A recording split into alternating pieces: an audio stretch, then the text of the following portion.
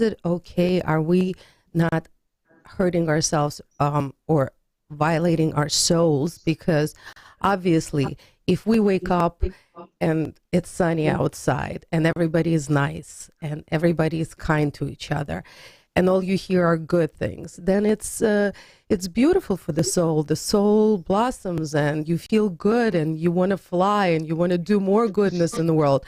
But when you turn on, again, yes, there's no news in the news, but if you are a news and truth seeker, you go to the Telegram, you go to the Truth Social, you find some sources of information where you do get something. Again, how trustworthy it is, it's also, remains to be seen.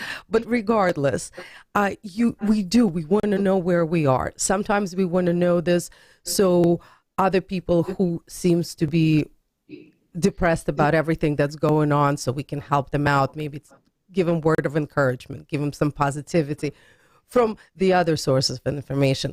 It's kind of good, but again, what is it doing to us personally when we're constantly in the midst of this insanity, and we read about everything? And boy, has it been pouring in last week, with the Twitter, with the election fraud, and all of these things. They're just gushing out right now, and I have a feeling there's more of that coming, and very, very soon. So what do we do? Is it okay to dig in? Is it okay to talk to other people about it? Or should we just cover ourselves and go into our family and not pay attention to what's going on because it has pretty much not much we can do about it? Or maybe we can, I don't know.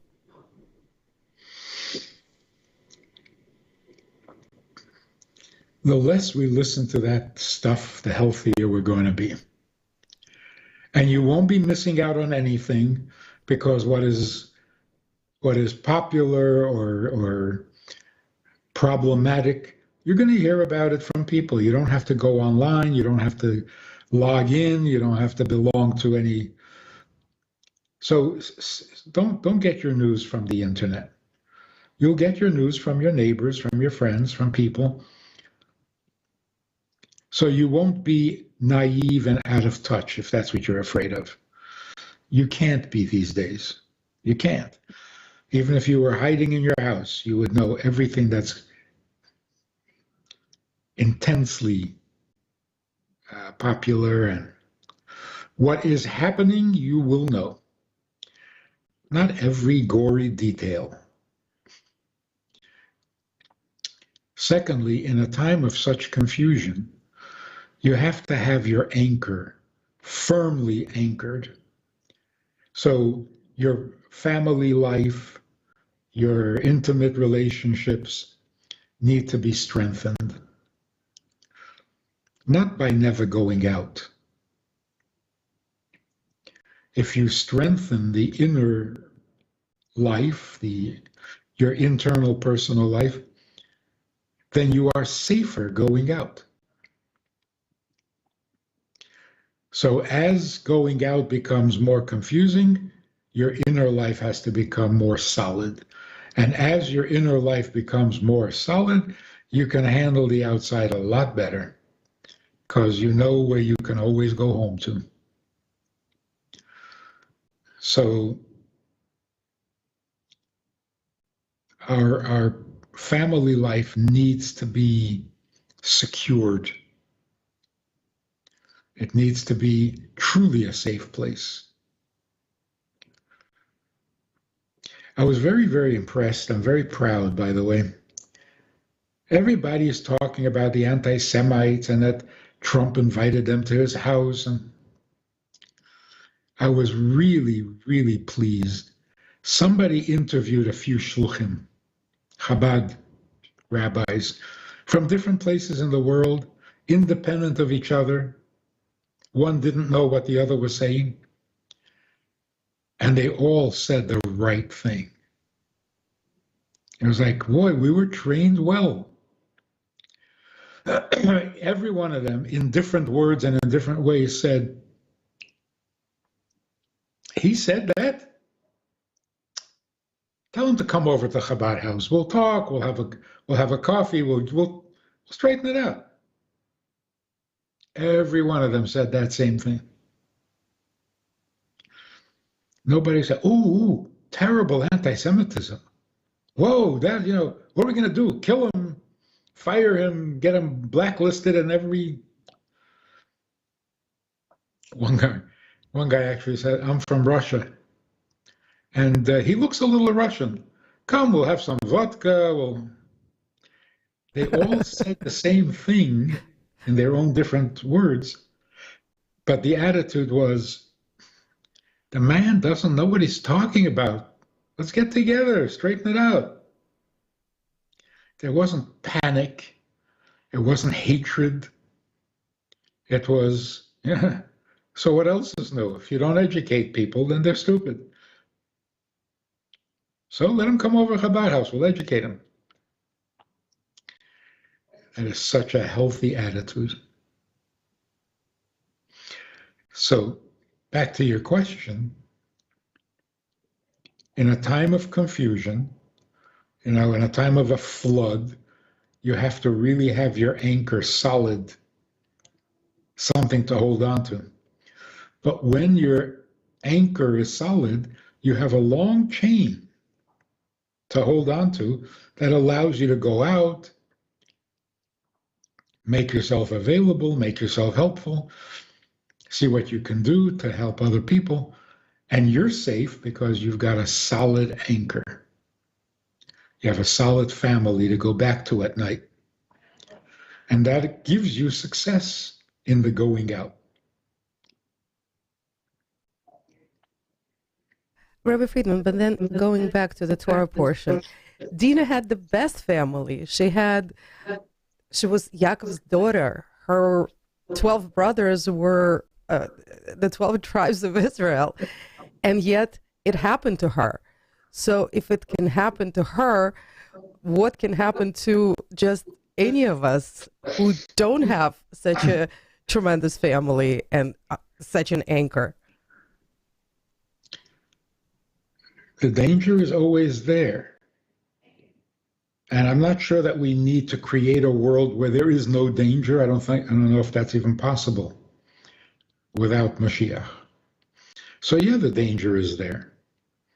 And sometimes the danger actually turns into a horrific experience. Should that stop us? No, it shouldn't. If that stops us, then the bad guys win. So it doesn't stop us. Maybe that's the point of the story. So what was the rest of the story? What happened over there?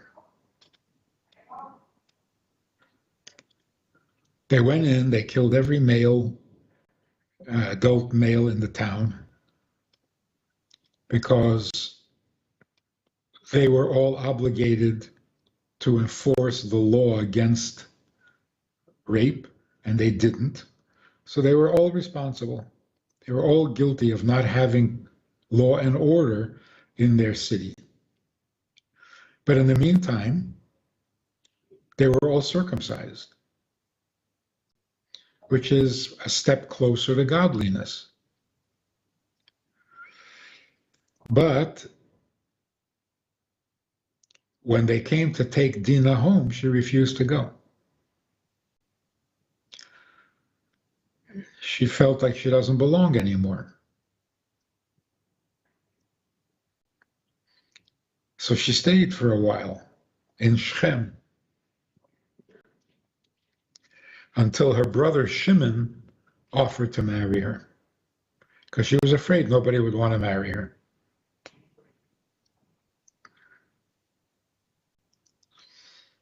Now, she had a daughter. Her daughter's name was Osnat. And she felt ashamed of her mother's history. So she left the country and went to Egypt. And she became the maid in Potiphar's house. Eventually, they adopted her. and she became known as Bas Potiphera, the daughter of Potiphera. But she wasn't. She was Dinah's daughter. When Yosef is sold into slavery and is taken down to Egypt, all by divine plan, scheme, all the pieces come together, and where does he end up? In Potiphar's house.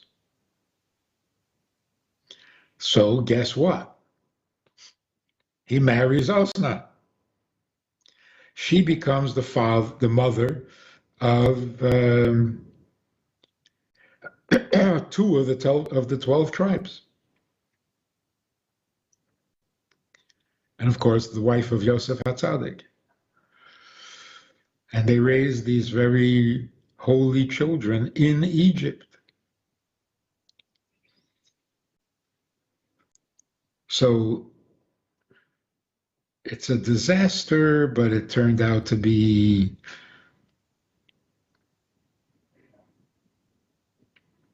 that's why Mrs. Potiphar wanted to have children from Yosef, because the astrologers said that two of the tribes would be born to her. They were slightly off. It was Osnat, who was her adopted daughter, that was going to be the mother.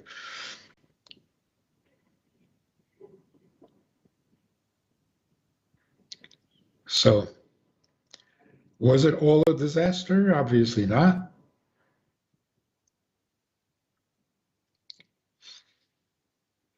Is that the point of the story? Maybe.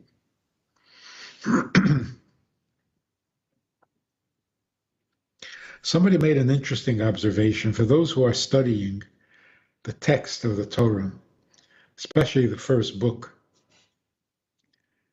Interesting thing. The Torah tells you a story in such a way that your natural sympathy goes towards an individual, but in the end, it turns out that that's not the one you should be sympathetic for.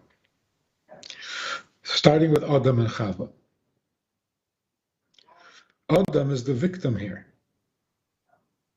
His wife nudged him into eating from the tree. So your sympathy is with Adam against Chava. But if you go a little deeper, it turns out that Chava was the hero.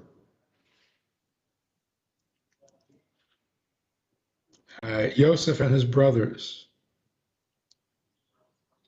Who are your sympathies with at first? With the brothers. Because Yosef is the spoiled child. He gets all his father's attention. He tells his father bad things about them. So who are you sympathetic to? The brothers. In the end, your sympathy switches.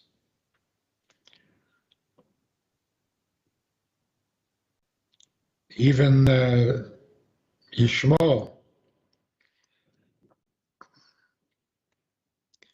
Sarah says, send them away. I don't want them in the house. Who are your sympathies with? With poor Yishmael.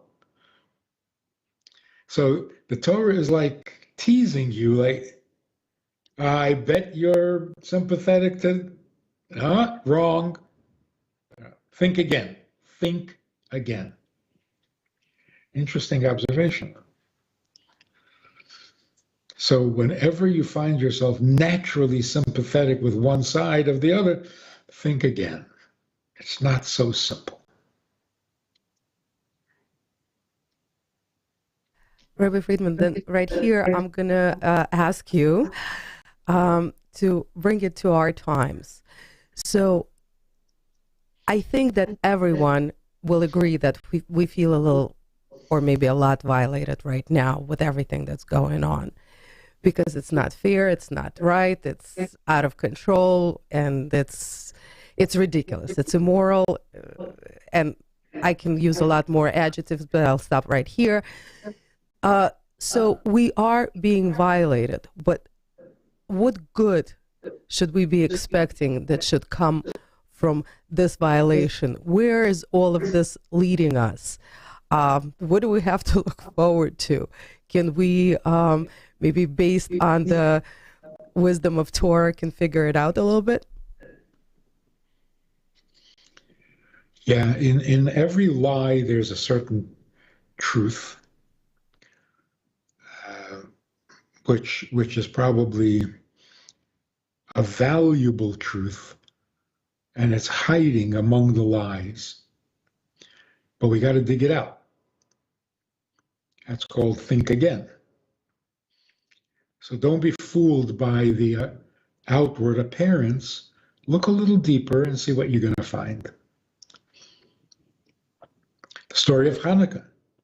They went looking a little deeper and they found oil that was not contaminated. It's always going to happen.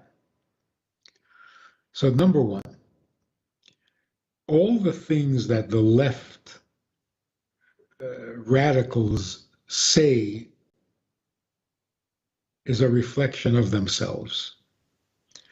Perfect description of themselves, but they always say it about somebody else.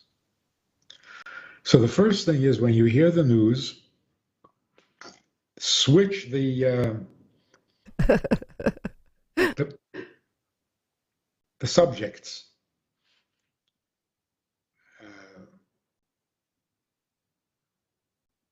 Every anti-Semitic statement is basically a description of the anti-Semite.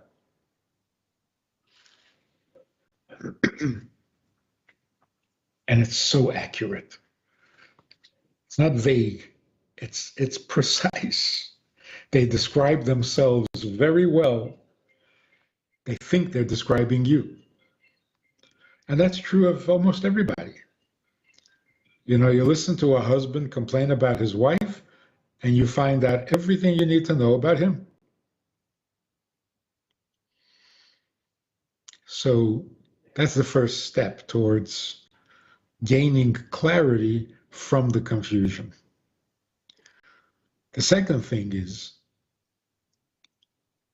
the content of the complaint or of the accusation will also tell us what needs to be fixed in this generation or in this time, in this phase of history. So what are we seeing? We're seeing people who have absolutely no conscience, at least outwardly, because there are no longer any consequences. You can get away with everything. And it's not even difficult. You don't have to have brilliant lawyers to get you off. Nobody is even going to accuse you. It's so easy to get away with crime and with corruption and with ugliness. You can say whatever you want, no matter how insulting, embarrassing, degrading, and evil about anybody you want to talk about. And if people get upset, then you say, "Oh, I'm sorry." That's it. You've gotten away with it. Damage is done. You made your point. All you have to say is, "Oh, I'm sorry for destroying your reputation." But you destroyed it. This complete lack of conscience is a result of no fear of consequence. The average kid in the street, the average juvenile delinquent knows, I don't care if the police come, what are they going to do? And take me to the police station, keep me there for a couple of hours, and then I'll go home. At worst, I'll spend the night in jail. At worst, I'll go to jail and then get out. There's no consequence. And when I get out, I'll be even more popular among my friends. So where's the downside? Why not commit crimes and sin and all sorts of stuff? So now we can say, well, the government's got to get tougher. You have to have tougher laws. You have to have tougher punishments. You have to have... It's not going to happen. I'm not sure it would even help. It's kind of coming from the government, unfortunately. The permissiveness. Yeah. Yeah, in New York. And a lot of evil. Yeah. You don't need bail. You get out.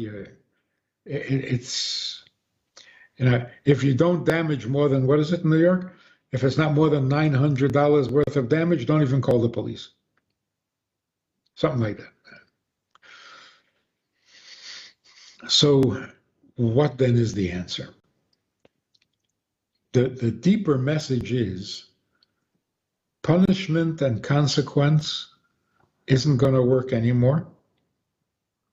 We need a whole different way of thinking. It served its purpose for 5,000 years, but it's not working anymore. Which could be good news. Could be good news. I was in Israel a couple of weeks ago. And I don't know if I told you the story, but there was a woman at one of the programs who said, I want to be more observant. I would love to keep Shabbat and keep kosher, but you see, I'm chiloni. I'm secular. And I like being secular. Do I have to become religious in order to do the mitzvahs? I said, no. Do yourself a favor and stay secular. But do all the mitzvahs you can. She said, great, thank you. So some people got upset. How can you tell somebody to be secular? What kind of rabbi are you? I was waiting for this. Yeah. But if you just stop and think for a minute, she said, I want to do mitzvot, but I'm secular. So I said to her, stay secular and do all the mitzvot you can. And she said, great. Imagine that she starts keeping all the mitzvot, but she's still secular. Well, what does secular mean? When she says she's secular and wants to stay secular, what does she mean? What's secular? She wants to do the mitzvot. She wants to become a practicing, involved Jew, but she wants to be secular. What is she thinking?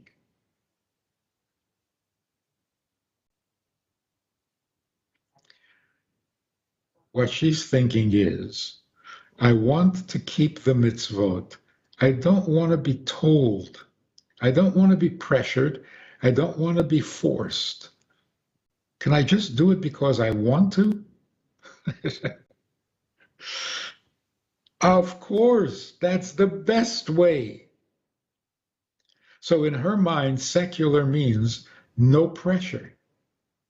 Religious means community pressure. She doesn't want community pressure.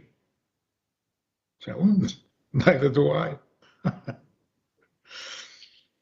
So people get bent out of shape. Oh, secular. She said secular. That's evil. That's atheist. No, it's not. It's just get off my back. Let me just be a Jew, and I'll be a Jew. What are you standing on my head for? So you see, there's good news. The fact that we no longer respond to threats, we no longer respond to authority, community pressure, none of it, it's gone.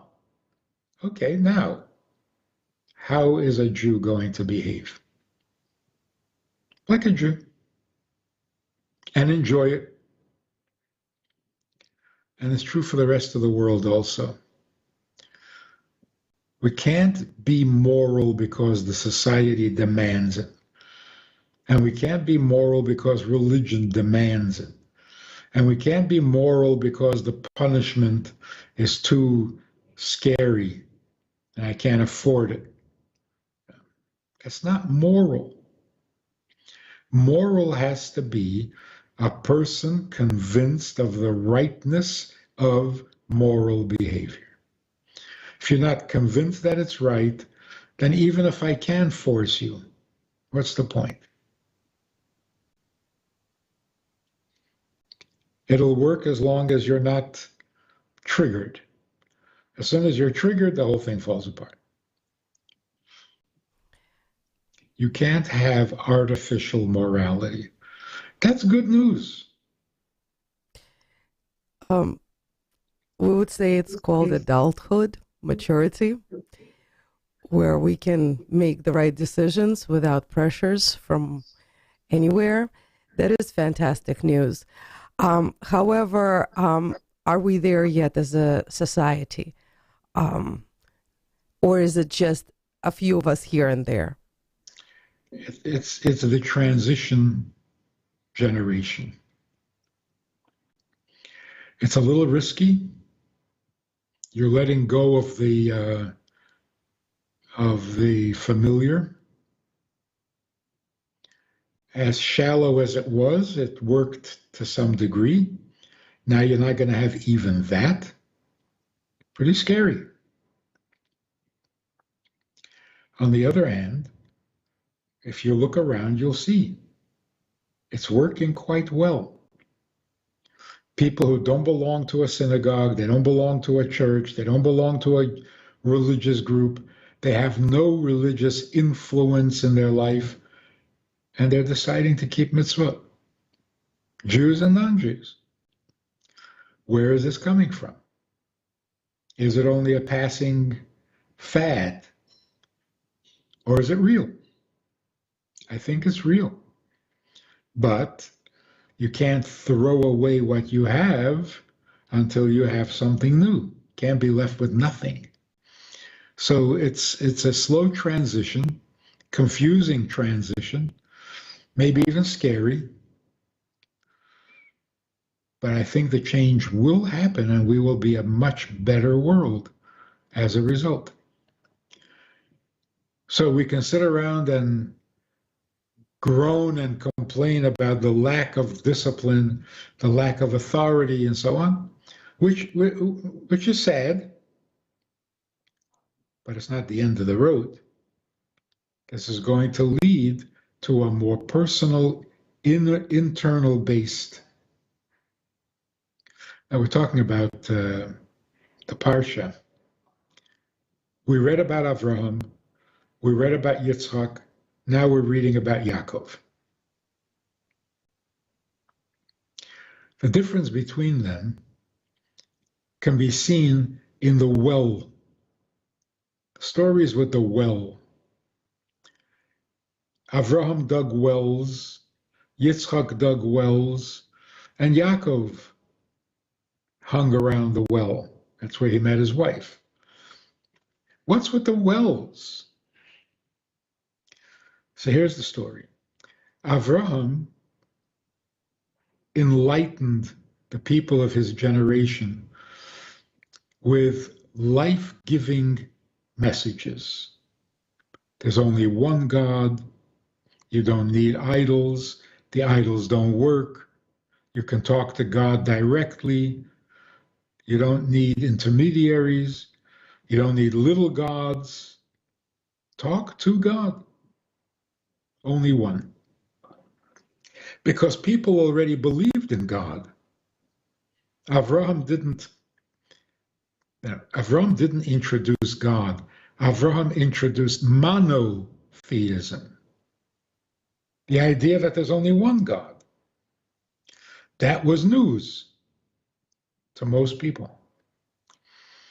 In other words, Avraham provided water to people who were in a desert, spiritually. Yitzchak also did. He inspired the people around him with life-giving waters of godliness, Torah. The difference was this: Avraham brought water from where there was water to where there wasn't. So he didn't actually dig wells, he dug water channels. Because he was introducing godliness like an imported good. The world didn't know about God's oneness, and Avraham introduced it. Where did he get it from? From heaven. So he imported something godly to a place where there was nothing godly. Like digging a channel to bring water from the river to the nearby desert. It's very easy for those channels to get blocked, to get closed up. You got to come back and redig it. Yitzchak took a different approach. Yitzchak said, bringing water from a distance is not good enough. You have to find the water in this location itself, which means if you dig deep enough, you will find the water that belongs to this place. What does that mean spiritually?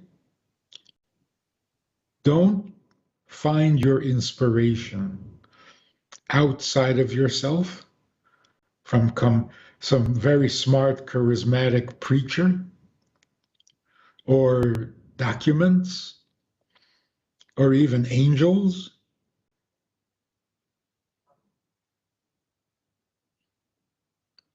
Dig deep within yourself and you'll find the truth right there in you. So bring up the water that is native to who you are. Like Yitzchak did, he dug up the water that was native to the place that had been a desert. That kind of a well lasts much longer. So don't look for miracles to inspire you. Don't look for greatness. Ваши голоса Sorry about that. We're fine. Find inspiration within yourself. Okay, so we have Avraham who brings water, and you have Yitzchak who digs up the water. Okay, now what does Yaakov do? He's the third player. What does he do? From outside or from inside? Those are the only choices, no?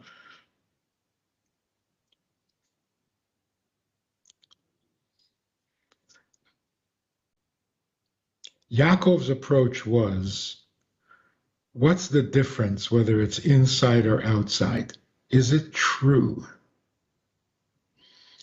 And if it's true, then it doesn't come from outside and it doesn't come from inside. It comes from itself. True is true.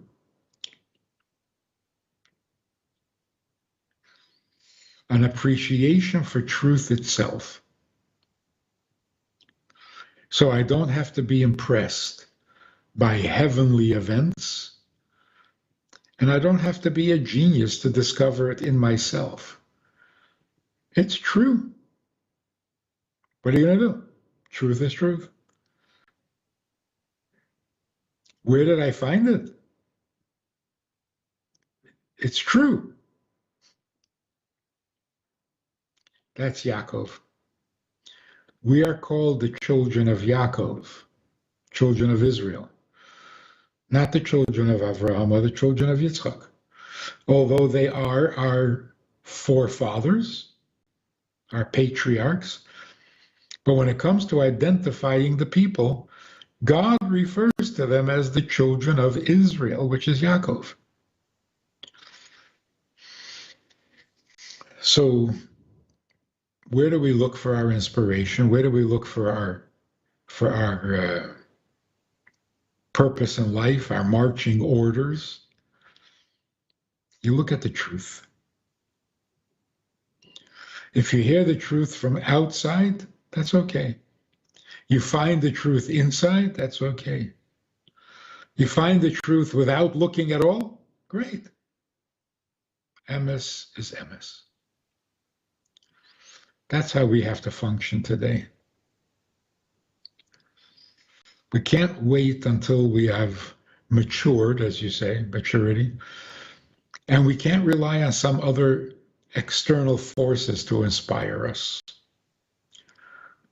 We just have to discover the truth. And that's why all the news is fake. We never noticed it before. We never called it that before. Somehow we knew more or less that you can't trust what you hear on television. We didn't know how true that was. But it's only very recently that we have that phrase or that notion of fake news. So fake is the opposite of true. So now the question is not where are you getting your information? Doesn't matter. Is it true? Because there's so much false. So again, the false actually is leading us to the truth. So it's not which opinion do you like, which group do you belong to, who are you favoring, who are you supporting, who are you voting for? No. The question is, what's the truth? And why am I looking for the truth? Because the lies are so obvious. So that the falsehood is saying, you better find the truth because all this is fake. So the fake news turns truth into a conversation. We never had that conversation before. Amazing, Rabbi Friedman. We found the goodness in fake news. It's leading us to the truth. Right. So instead of saying, are you right or left, which has been the conversation for 100 years, are you on the right or are you on the left? Now the question is, who cares? Where's the truth? That's a good development. So where do you look for truth? Best question ever. Mm-hmm. It is so interesting that the entire world, whoever is looking for truth, are looking to Judaism, to the Jews. Anyone who wants to know the truth knows you got to ask Jews. The Jewish Bible. It's beautiful. It's beautiful what's going on. We are finally becoming a light to the nations. Not because we want to be, because the nations want us to be. Is that not good news? That's amazing news. That is amazing news. For everybody.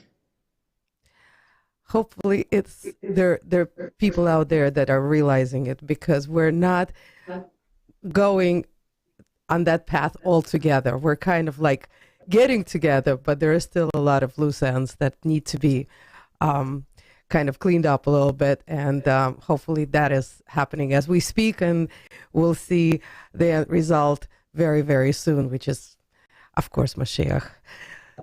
So the Rebbe said, one more mitzvah, one good deed, one positive thought can tilt the scales and make the world perfect. If you add to that one more consideration, it is perfectly kosher for a person to say, I know that it's going to take one more mitzvah, one more good deed, one more good thought. I really hope that it's my mitzvah, my good thought, my good deed. I would love it if I could be the one to do that final mitzvah. It's not arrogant, it's not selfish, it's not crude, it's perfectly legitimate to say, it takes only one more mitzvah, I hope it's mine. Everybody should think that. It's amazing. So the enthusiasm should be not how much money we're going to make this year, but is my mitzvah going to be the last mitzvah that's going to tip the scale? I like that strategy. Very, very nice, Rabbi Fridman. Thank you so much. Unfortunately, this time goes by so fast, but with such value, with such inspiration, with so much light, which is absolutely priceless, and just something that gives us gas for the entire week to come. So thank you so much for the time you allocate for us and for the wisdom that you bring to the people all over the world. And unfortunately, well, I'm going to be counting days till next Tuesday. So thank you so much. Thank you for the opportunity. Thank you. Всем, кто нас сегодня слушал, огромное спасибо. Спасибо, что вас интересует вот свет, а не тьма, потому что это и есть правильная стратегия в наше время.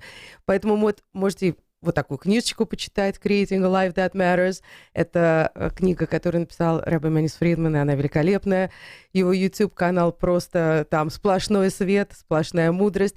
Заходите, смотрите, учитесь. И самое главное, будьте здоровы и счастливы. Это я, Аня Пекерман, прощаюсь с вами до следующей недели.